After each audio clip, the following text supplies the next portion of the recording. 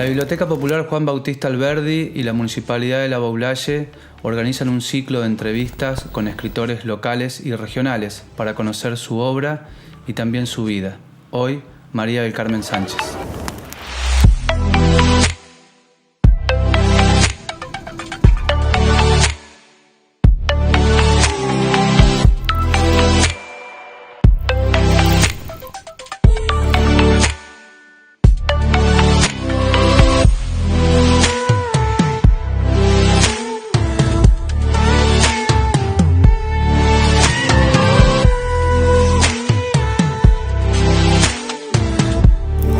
Nuestra literatura, hoy rodeado de libros, aquí en esta mesa, ya podría decirse de trabajo, cada vez más poblada.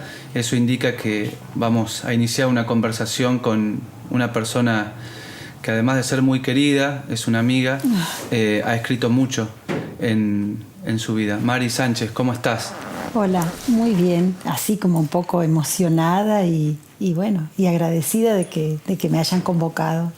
Vamos a conversar un poco de todo.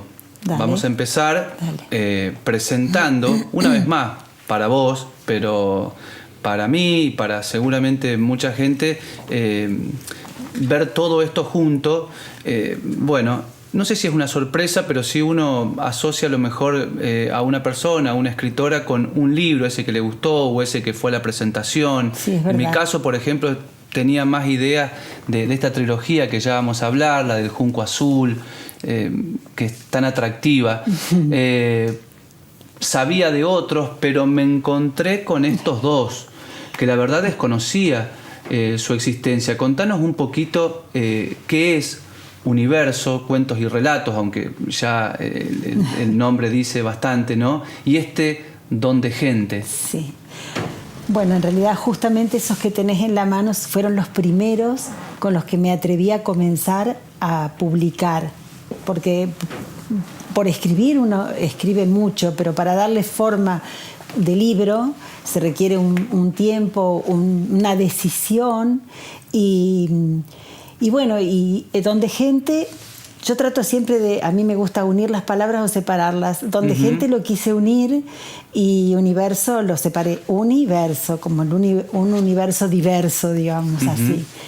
Y Don de Gente nace en el tiempo justo cuando mis 3 hijos se habían ido a Europa, y cuando despedí al último que se fue y volví y me encontré con la tacita que había dejado sobre la mesa, dije, lo que siempre le decía, que cuando quisieran, alguna vez que yo no estuviera, que buscaran en una carpeta verde, le decía yo todo lo que había escrito. Y dije, no, tengo que empezar a juntarle cosas por las dudas.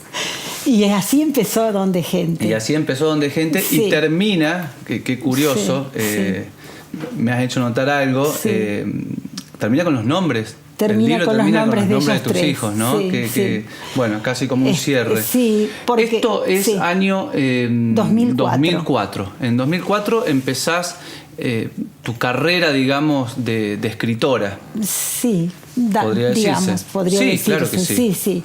Y yo quiero destacar una cosa, que en todos mis libros, en realidad, nacen Don de Gente en el tiempo que te digo, y también ese día que decidí que tenía que pasar, que era un día de mucho viento, yo llamé a Adriana Espósito, que recién la estaba reconociendo porque empezó a trabajar en el colegio donde yo estaba trabajando, en el Instituto San José, y la llamo por teléfono y le digo, quiero ver si puedo hacer un libro y me gustaría si te animás a hacer el dibujo de la tapa.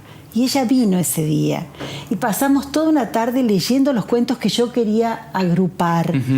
Y en ese agrupar libros nace ese diseño que ella hizo de tapa, y a partir de ahí siempre ha sido mi ilustradora en los libros. Ahí empezó una relación y una sociedad, podría decirse, ¿no? Porque cada vez que presentaste un libro, sí. Como, bueno, basta ver la cantidad de ilustraciones que están en la tapa, pero también adentro. Sí, unos son más, tienen visuales, más trabajo de ellos que ellas, son más visuales que ellos. Sí. Pero ¿es algo que empezó o vos siempre, digamos, empezó y terminó, no, porque vos tenés la idea siempre de que tus textos, digamos, hablan, muestran, dicen. Yo tengo esta idea.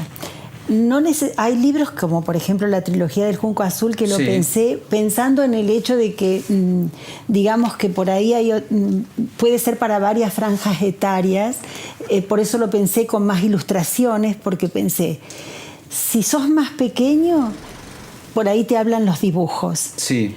Si sos adulto o más lector y podés empezar a inferir o a rescatar qué es lo que tienen adentro, ese lenguaje que parece breve, no necesita tanto dibujo. Y yo fui en esa trilogía, lo que traté, en el primero, como habla de los ciclos de la vida en realidad, entonces dije, el primero, cuando uno nace, tiene muy poco para decir y mucho para relacionarse, y también tiene que ver con los colores. Yo quería que fuera blanca la tapa y que hablara, entonces tenía muchos dibujos y poco texto. En el segundo, que es cuando uno crece y tiene más el coraje de hacer otras cosas y de arriesgarse, le pedí que fuese con naranja porque tiene que ver con la creatividad, con muchas cosas, y ya no tenía tantos dibujos. Y en el tercero, que es un poco cuando uno descubre su finalidad, porque no lo quería hacer morir al Junco, sino ahí ya no necesitaba tantos dibujos y sí más texto. Y después al final de esos libros tienen muchas preguntas porque es una forma de alargarle al lector otra mirada, otro final, otros por qué. Bueno, exacto. Eso. Sí, sí, muy simbólico, muy... ¿Cómo decir? Apuesta mucho a esta conversación, más allá que están las preguntas, pero tengo entendido que el Junco Azul, este personaje, ha viajado y sigue participando en las aulas, está por allí, lo utilizan, lo han leído. ¿Qué experiencias, qué repercusión ha tenido, qué repercusiones ha tenido para vos esta trilogía? Esta trilogía, cuando parece que ya no se mueve, aparecen cosas importantes. Y por ejemplo, en Río Cuarto, en el Colegio Santa Eufrasia, lo usan en la materia de filosofía para el primario y en primer año. Ellos tienen una filosofía incorporada dentro de su currícula, ¿no? Y me han convocado varias veces para hablar con los alumnos y, bueno, qué sé yo, con los estudiantes, pero tiene que ver con cosas que yo a veces ni me la espero, es la verdad, que vienen así traídas y me pasó, por ejemplo, con Universo, que salió en el 2006 y que, bueno, es un libro sencillo, bueno, lleno también de un montón de cosas, pero que cuando ya pensé que nadie se acordaba de Universo, bueno, me aparece un día Cristina Chiama, precisamente, que lo había releído y que encuentra un cuento que se lo manda a una persona de Mallorca, y esa persona me escribe a mí valorando de alguna manera el relato que yo hice de una vivencia, de lo que yo vi, de lo que yo sentí, y que lo transformé en relato y que incluso tiene que aparece allí en Universo este relato de Mallorca, ambientado en Mallorca. Se llama Semblanza. Es como que cuando en un momento dado que viajé para ver a mis hijos, ver a Mallorca me hizo escribir eso, no pude dejar de hacerlo, fue como bueno, una semblanza del lugar, y lo incorporé a ese libro, y bueno, pasaron muchos años, recién el año pasado esa persona me escribe. Sí, los tiempos los libros caminan solos, es una cosa muy increíble. Los tiempos del arte o de la recepción, y más en los tiempos actuales, donde uno puede consultar, ver cuando quiere, desde donde quiera. Es verdad, bueno, son así, difíciles de descifrar, difíciles de entender. Con respecto a lo del Junco Azul, lo hemos hablado también, e incluso es una opinión que fue muchas veces expresada. Es cierto, la literatura pensada como infantil en un principio, ya sea por el dibujo de tapa o por un título, suele ser bastante engañosa y sorpresiva. para uno mismo como lector. ¿Cuántas veces uno ha empezado su camino lector, tal vez con El Principito, o con Mafalda, sí, o con estos personajes de historieta que los tenés asociados a tu vida de pequeño, pero después, cuando creces y te los volvés a encontrar, a lo mejor volviste a tu casa materna, o los encontrás en un colegio, en una librería, vos decís, pero ¿esto que está no diciendo? Es de niño. Sí, esto claro. es mucho más profundo de lo que yo creía. Y el Junco Azul tiene de eso también, ¿no? Sí, tiene... yo cuando lo escribí, lo pensé, en realidad no lo pensé para niños. Después se fue como, no sé, se fue decantando así, pero yo lo pensé porque tiene que ver eso con no discriminar. ¿Qué importa si es azul? A ver, es azul porque él es él, no importa cómo ni por qué. Porque en el primero que la paloma que lo acompaña en todo su ciclo, le pregunta, ¿qué sos? Porque ninguno es azul. Y tiene que ver con eso, no tiene que ver nada más que con que el junquito, que me pasan cosas divinas, porque he ido muchas veces a los jardines de infantes, y a mí me pasó que fui al jardín de infantes de la Escuela Belgrano, y que cuando entré, la maestra le preguntó, ¿ustedes saben quién es la señora? Sí, es Mari del Tren, así me dijo uno, es la que tiene el junco que yo fui con mi abuelo a verlo al lago. Que tiene el junco azul que lo fui a ver al lago. Gran descripción.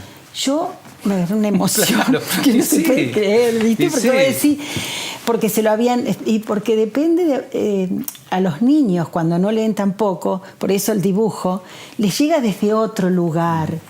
Y fue a ver, porque en el libro dice que Junco Azul se miraba como en un espejo en el agua. Entonces él fue con el abuelo a ver si el junco del lago se miraba en el agua. Y eso es maravilloso, a mi gusto, a mi parecer. ¿Qué te parece? Así que me pasan esas cosas con los libros. Vamos a seguir hablando sí. Sobre otros tipos de textos, porque sí, tu carrera, digamos, como escritor, este rol tan hermoso que has decidido abrazar desde hace ya un tiempo, pero no mucho tiempo. Recién decía yo, me sorprendía la cantidad de libros en tan poco tiempo, porque son 15 años, un poquito más, que es poco. Sí. Uno ve obras de toda una vida. Sí, sí, sí. Y has ido pasando por diferentes tipos textuales, aunque tenés esta particularidad, Mari, de mezclar verso, prosa, hay sonidos, sí, digamos, hay mucha imagen, movimiento en el mismo junco, si querés. Sí. Vamos a ir a hablar en un ratito nada más, de otras cosas, porque la gente acá puede estar viendo, de árboles y geografía, la imagen de una virgen, hay personas que no son de la Boulaye. Bueno, hay mucho. Hay mucho. En Don de Gente, quiero retomar un pedacito nada más, hay un relatito que a mí me da mucha ternura, que lo hice y siempre me sigue gustando y siempre vuelvo. Hay muy breve y que parece como una prosa poética, por así decirlo, que se llama Tacita de Plata. Y que en realidad es como una semblanza de país, de alguna manera, porque lo sentí en un viaje, desde una vivencia, desde algo que al paso, que pareciera que no pasa nada cuando vas por una ruta o a la vera del camino, que encontrás gente a lo mejor con telares y cosas así, y esa tacita de plata que daba vuelta ahí en el medio de la nada me pareció tan simbólica que no pude dejar de tenerlo en cuenta y de ponerlo en ese libro. Don de Gente, Universo, la trilogía del Junco Azul. Sí. Vamos a hablar en un ratito nada más de lo que está de la mesa. Para allá. La mitad para allá sí, de la mesa. Sí, por supuesto.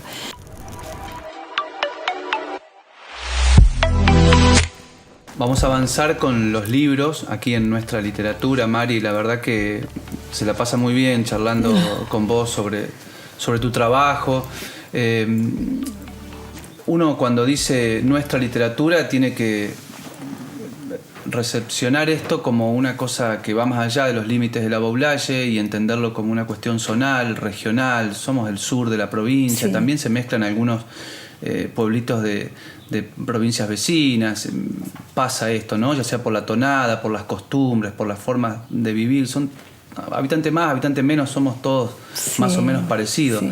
Vos venís de varios de todos estos lugares. Digamos, tenés si se quiere, espíritu de, no sé si viajero, pero de llegar a un lugar, de conocer gente, de registrar historias, casi como fotos sí, que después terminan en tus libros. Contanos muy brevemente, para aquellos que no te conocen, aunque te conocen casi todos acá, este recorrido regional tuyo, rápidamente. ¿Desde mi nacimiento? Y fue de Italó, Mira, me contabas. Sí, es como que soy sí o sí del sur de Córdoba. Claro. Yo nací en Italó y a los 7 años, mi familia se mudó a Jovita y viví siempre en Jovita.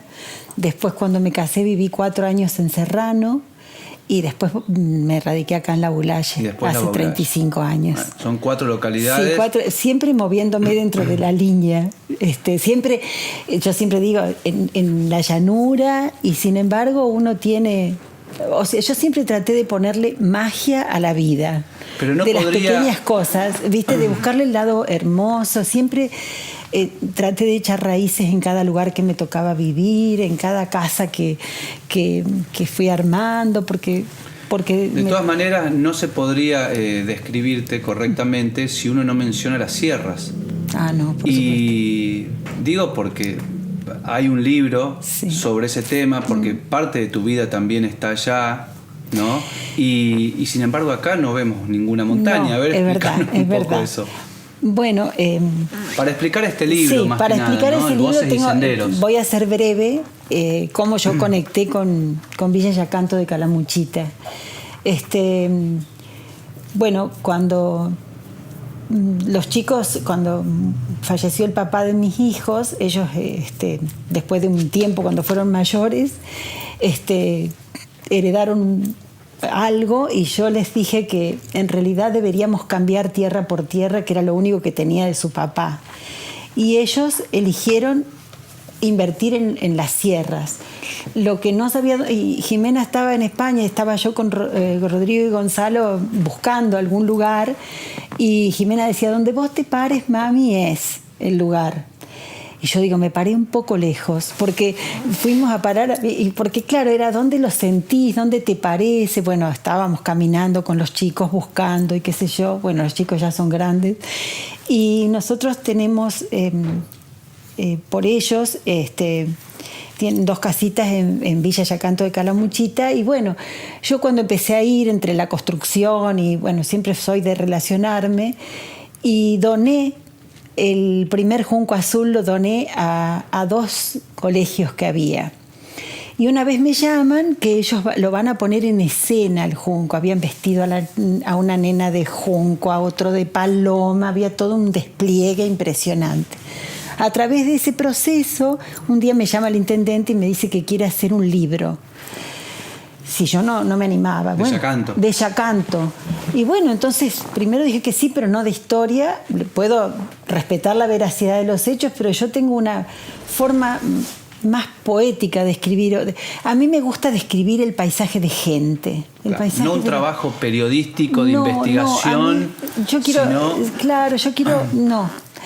O sea, busco, por supuesto que busco, porque todos tenemos un proceso histórico, de la nada nos salimos de un repollo, pero yo quería rescatar ese paisaje de gente tan particular, y que bueno, y así fue como empezó a nacer Voces y Senderos. Voces y Senderos. Es, digamos, esto que estás contando de esta localidad serrana, Yacanto. Sí. Y ya que estamos, ¿no? Hablando de esto de llevar adelante libros que tienen relación con un lugar, con un pueblo, pero desde tu estilo, que no es el estilo historiador, periodístico, de investigación, llegamos a este que es toda una novedad. Esto huele a nuevo. Ese es nuevo, huele a nuevo. De pasos, huellas y recorridos. ¿Qué es esto? Bueno, de pasos, huellas y recorridos, nace ahora en este año, y tiene que ver también con un pedido del intendente de Serrano en el marco del centenario que lo van a cumplir, del marco del centenario del pueblo. Bueno, y ahí le di otra cosa, porque Serrano es un pueblo que tiene muchos libros escritos, tiene libros de historia, tiene libros de anécdotas y todo. Entonces yo le dije, mira, yo puedo escribirte lo que percibo y lo que siento, pero yo voy a hacer un libro que va a ser como un recorrido mágico, digamos así, que también que haya un hilo que va de la mano de la historia, pero yo quería rescatar la gente, los espacios, los lugares que ellos tienen y que hacen de esos 100 años. Bueno, y ahí está ese libro, que también pensé que yo quería hacerle como una especie de íconos de algunos lugares, no de todos, que los fuera recorriendo, y también, bueno, fue un proceso donde también solicité las ilustraciones de Adriana, y yo quiero destacar esto, porque me gusta que mis libros estén ilustrados. En realidad, yo pienso que cada obra se enriquece con las manos de todos los que vuelcan sus saberes o sus sentires en las cosas, porque no es cierto cuando uno dice que el libro o cualquier objeto es solo de uno, parte de uno y de una iniciativa, pero se enriquece con esa, porque cada uno le va a volcar lo mejor de sí o su interpretación, y yo siempre valoro mucho a todas las personas que uno convoca y que dan lo mejor de sí en lo que ponen del libro. Y a mí me pasa también que estoy trabajando mucho con la edición y diagramación, o digamos así, maquetado de los libros, con un diseñador gráfico de Barcelona que es muy amigo de mis hijos, y que en realidad él es argentino, es nativo de Carlos Paz, pero hace muchos años que está trabajando en Barcelona. Y una vez empezamos como así, ay Mari, yo quiero estar en tu proyecto, una vez que había ido, empezamos así, y a mí ahora se me hace muy difícil, porque él trabaja por nuestro cambio por la moneda, es como que no podés pagarle a él lo que debería ganar, y entonces a veces, bueno, no le puedo pedir ayuda. Pero en estos últimos libros él estuvo de acuerdo con participar de esto, y en el último de todo, que yo creí que ya no lo iba a poder hacer con él, me dijo que quería participar del proyecto y que iba a poner, yo sé que perdió plata, pero él me dijo que bueno, que le iba a preguntar a un diagramador de acá cuánto cobraría y que lo iba a cobrar en pesos. Y eso es maravilloso, porque eso habla de esa, no sé si todos lo valorarán, pero el libro adquiere otro espíritu cuando está esa fuerza de toda la gente que quiere hacer algo lindo. Sí, desde ya esa energía está, pero también está el talento, el conocimiento. Realmente sí. Son libros muy atractivos visualmente, y después uno cuando los abre, los recorre, además de lo que dicen, porque ¿no? es clave lo que dicen y cómo está presentado, y brillante. Todo, y lo que yo trato siempre en los libros y cuando pido al diagramador y esas cosas, todo tiene un porqué. Yo, no tiro al azar, hacer un dibujo y después veo dónde lo pongo. No, yo quiero que si hay una línea que tenga que ver con si quiero que marque un camino, quiero que esté en un lugar y quiero, todo tiene un porqué, ¿no? Porque esos simbolismos... Claro, todo comunica. Todo comunica. Absolutamente, sí. Y entonces está el que va a encontrar, va a hacer volar la imaginación desde el escrito, y está el que va a decir, ¿qué será eso? ¿Será una serpentina? ¿Será un camino? ¿Qué será? ¿Será nada? ¿La cola de un barrilete? A ver, entonces creo que eso le da como un valor agregado. Sí, y es tu estilo. Es mi estilo. Es un estilo. Es mi estilo. Yo no puedo, a esta altura no salgo más del estilo. Pero argumento el porqué. Entiendo. Hemos hecho un recorrido. Yo quería cerrar esta parte, digamos, de la conversación para después meternos en otro tema y ya cerrar esta entrevista hermosa por todo lo que estás contando.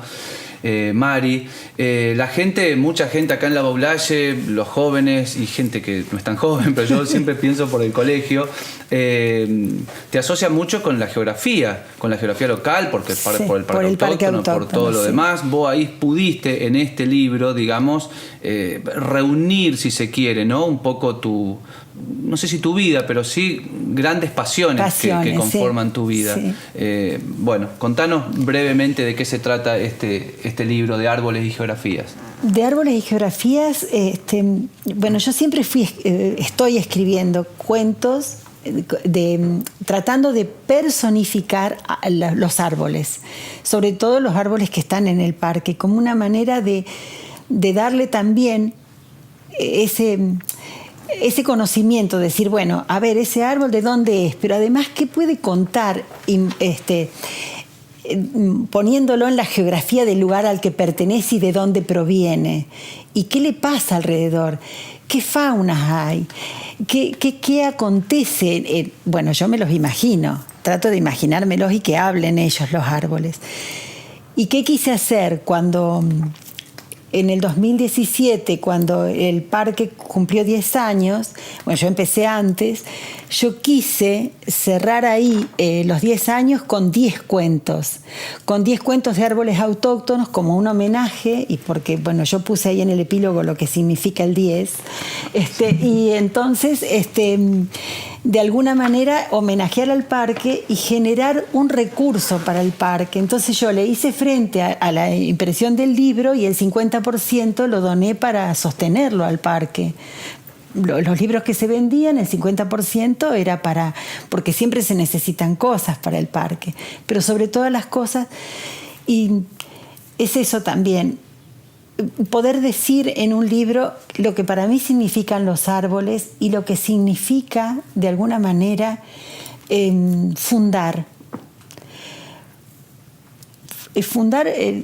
humildemente, porque no soy sola, siempre voy acompañada de un montón de gente y de manos y de gente que sabe y que se incorpora con pasión. Y bueno, es un libro que yo quiero mucho y que también lo maquetó este chico de Barcelona y que también le encantó. Y yo les cuento que estos libros también viajan por otros lugares, porque mis hijos son como los que van regalando el libro. Y entonces me pasó que me escribió una señora de Mendoza por uno de los libros y yo no sabía cómo lo había logrado tener, y lo había regalado uno de mis hijos en España, pero era de Mendoza la persona, ¿viste? Lo que habíamos hablado, esto de que viajan a La Baulalle, están a saber dónde, y le pasó lo mismo, ¿viste? Con Mallorca, sí, digamos, claro, para este lado. Porque viste cómo. Sí, es así. 2 palabras y cerramos este eje, digamos, como digo yo, sobre la Virgen del Carmen, una historia breve. Sí, bueno. También, yo siempre quería saber el origen, o sea, casi todos los españoles se llaman María del Carmen, vamos por ahí. Y mi nombre me lo eligió mi papá, yo soy la mayor, somos 3 hermanas y yo soy la mayor, y mi mamá elegía si era varón, y bueno, mi papá dijo se llama María del Carmen.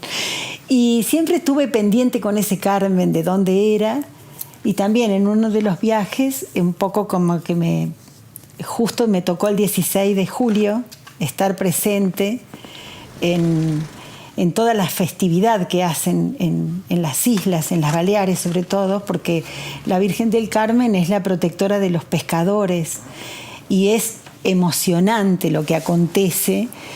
Y bueno, entonces fui profundizando, bueno, supe de ahí que nunca me había fijado que venía en realidad del Monte Carmel, que tiene que ver con Israel, fíjate vos.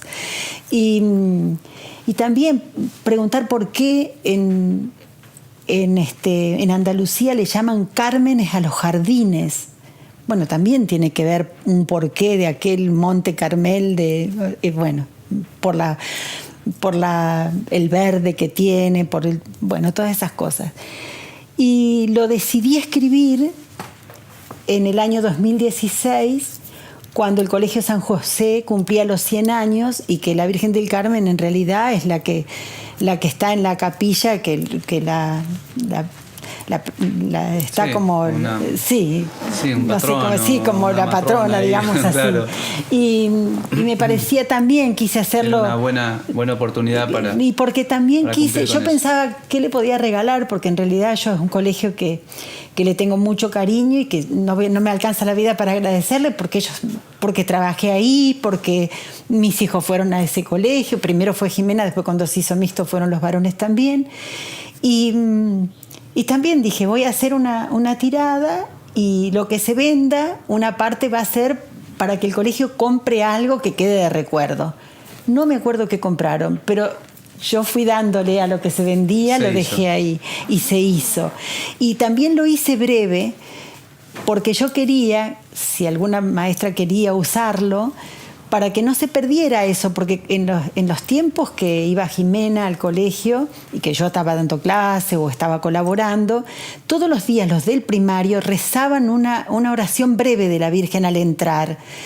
Y yo digo, bueno, por si quieren contarlo, si quieren recordarlo para los más chicos, porque yo digo, uno va por la vida tomando como natural cosas que tienen un origen, un porqué, una razón de ser. Bueno, por eso está ese libro chiquitito y por eso es breve. Y también me pasó una cosa, y esto es lo último que les cuento.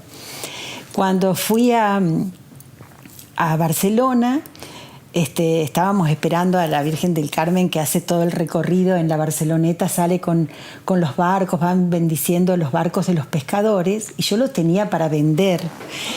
Y Gonzalo me decía, mamá, yo no voy a decir que soy pariente tuyo. Y entonces, bueno, yo les ofrecía a muchos que estaban ahí esperando, que no habían subido los barcos, si les interesaba. Así que bueno, algunos los vendía ahí en la Barceloneta. Es un muy buen lugar para hacerlo, bueno, muy ocurrente. Unos me decían, no, mira. Protectora. Una me decía, mira, yo también me llamo Carmen y sé mejor que tú la historia. Bueno, está bien. No vengo a discutir, vengo a vender. Vengo a vender. Está bien. Pero bueno, en realidad tenía un objetivo, juntar un poquito de dinero para hacerle un regalo al colegio. Qué bueno. Toda la obra de Mari, realmente muy interesante, muy variada, por cierto, y la hemos recorrido todos en esta conversación. Vamos a charlar un ratito más sobre otra cosa.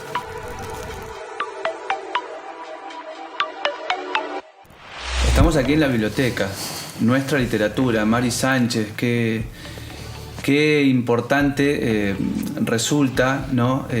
Poder tener, al menos para todos los que estamos trabajando acá, no somos solamente nosotros dos, se hace mucho para que todo esto pueda circular como un mensaje más dentro de sí, es verdad. Toda la agenda, ¿no? Que todos los días tenemos a nivel local, provincial, nacional, con todos estos temas que están pasando. Pero, digo, estamos en una biblioteca conversando, parece que el tiempo está allá afuera con sus problemas, con sus cosas. Y cuando hablamos de la biblioteca, esta biblioteca especialmente, ¿qué es lo primero que se te viene a la cabeza? ¿Qué recuerdos? ¿Qué vínculos?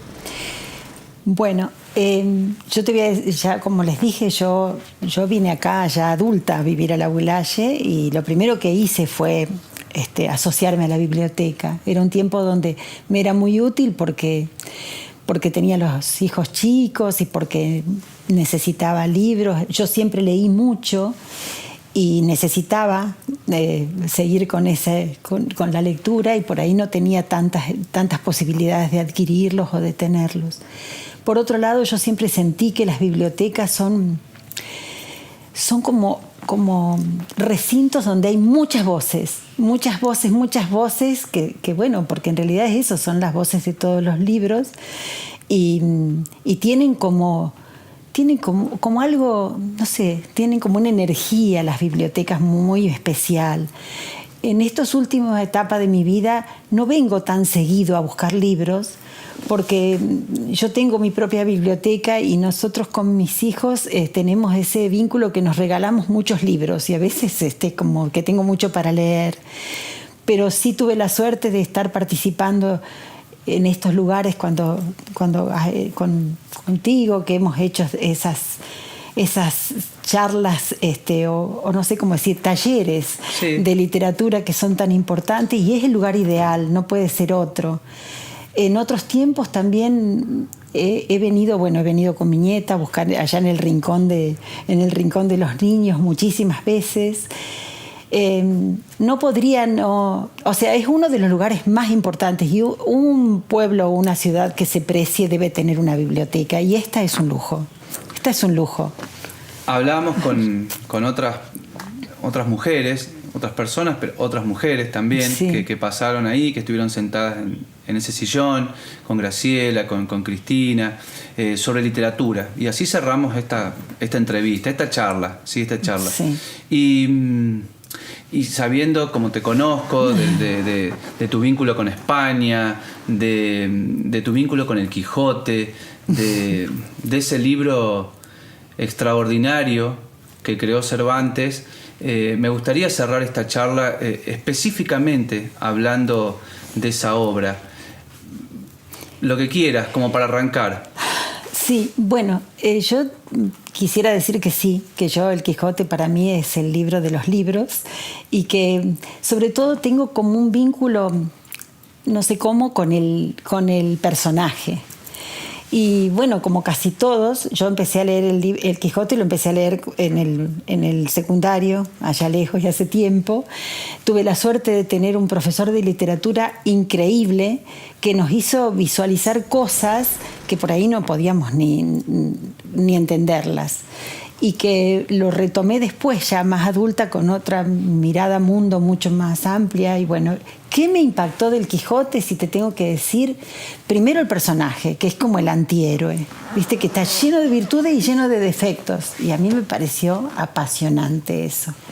Después también, que eso también me lo había hecho notar el profesor aquel, que era el padre Cuaranta, el sacerdote del pueblo. En ese tiempo no conseguían profesores, y bueno, pero él tenía esa cosa y nos había hecho notar, que yo en ese momento no lo entendí después de grande, la maestría con que maneja el Cervantes la lengua, el lenguaje y la ironía. Entonces es como que uno lo va buscando permanentemente, ¿no? Un gran fingidor, pero Cervantes, sí, un gran fingidor el narrador, un gran fingidor el personaje, porque el Quijote siempre lo primero que se dice, y a veces mal vendido o mal reseñado, que es un personaje que se volvió loco de tanto leer novelas de caballería. Entonces eso parece ser como, viste, la descripción final de todo, y no está diciendo nada. Porque están cayendo, uno tampoco es quien para decirlo, pero bueno, caen justamente en la trampa. Que es lo que quiere. Exactamente. Él finge la locura, que es algo muy complejo de lograr. Sí. Finge la locura y a partir de ahí... Pero enfrenta la locura con la cordura y la funde de tal manera que nos permite a nosotros tener una mirada mucho más abierta del mundo, o sea, mirar desde la locura al mundo. Nosotros, que nos creemos que estamos cuerdos, fíjate que los enfrenta la locura con la cordura, y en realidad, no sé, decía alguien que analizó a la obra de Cervantes, un poco que lo que caracterizaba era ponerle ficción a la realidad para que fuera realmente vivible. Porque la realidad dura y cruda en nuestra vida a veces no nos deja vivir completamente, pero si uno le pone un poco de ficción, un poco de magia, un poco de fantasía, la vivimos igual plenamente, pero con una mirada diferente. Bueno, eso es lo que yo miro del Quijote. Y el Quijote, el personaje, tiene esas cosas. O sea, él es como que vive en un mundo de ficción como si fuera realidad. Entonces, bueno, algunos dicen, no estaba loco, estaba jugando. Bueno, no importa si jugaba o estaba loco, pero que fue fantástico todo lo que va dejando y lo que uno va descubriendo, y por alguna razón permanece en el tiempo. Claro. Y actual, porque si vos vas a mirar, en realidad... Y otra vez España aportando al mundo de las letras obras atemporales desde ya, pero qué caso curioso el de España. Uno lo piensa en el teatro, lo piensa en la poesía, en la novela, sin más lejos, ¿no? En la novela picaresca, en la pastoril. Es decir, es un país que ha aportado tanto. Y Tanto. Cervantes, él solo, ¿no? Ha revolucionado la cuestión del tipo de narrador, ha reunido todos los textos y géneros que circulaban antes del Quijote y los que circularon después, y están todos volcados allí. Es maravilloso. Y él, yo creo que es como hace, como todo es una búsqueda de la libertad. Y yo digo que quizás era porque su autor estuvo tanto preso en Argel, en España, que él supo lo que era no gozar de la libertad. Y le dio como la búsqueda también de la belleza, de la justicia. No sé, a mí me parece tan increíble. Pobre, a veces el personaje, que también lo hacía con esa ironía Cervantes, ¿no? Que a veces estaba haciendo una obra que era buenísima, lo hacía un desastre ese pobre persona que él quería ayudar. Pero bueno, viste, cuando recién él se lanza como caballero andante, cuando encuentra a un joven atado que su amo le estaba pegando y lo estaba castigando porque no cuidaba las ovejas, y él hizo todo y creyó que lo había solucionado, y el otro cuando se fue lo remolió a palos otra vez. Era como le quiso hacer un bien, se fue convencido de que estaba bien, y el otro, bueno, pero tiene que ver con que la sociedad que lo rodeaba, el mundo que lo rodeaba era mucho más malo, más hipócrita que lo que él podía llegar a visualizar, ¿no? Una obra realista en un tiempo donde no se hablaba de realismo. Vendrá muchos años después, varios siglos después. Y Mari, hay un autor que dice que es realismo existencial. Dice uno que no me acuerdo el nombre, porque yo siempre estoy leyendo cosas que tienen que ver con eso, ¿no? Sí. Bueno, el Quijote merece un conversatorio. Sí, en algún momento algo se hará, sí, como tantas otras obras. Mari, nosotros queremos, digo nosotros porque es la biblioteca, porque es la municipalidad, porque es un grupo mancomunado de trabajo, tratando de mostrar todo lo que se hace en nuestra ciudad en diferentes expresiones. Nosotros hablamos de libros, estamos en una biblioteca. Ha sido un placer tenerte. Muchísimas gracias. Gracias a ustedes, a vos, a los chicos de a la municipalidad, y bueno, y por haberse tomado el tiempo de dejarme hablar, porque en realidad a veces uno, qué sé yo, no quiere andar publicando todo lo que hace, pero una cosita final quiero decir, que solo tiene sentido esto si lo puedo compartir. Si me lo guardo, no. Entonces, si yo puedo compartir, y ustedes son mi puente, mi camino para que yo lo pueda compartir con la gente que quiero mucho. Muchas gracias.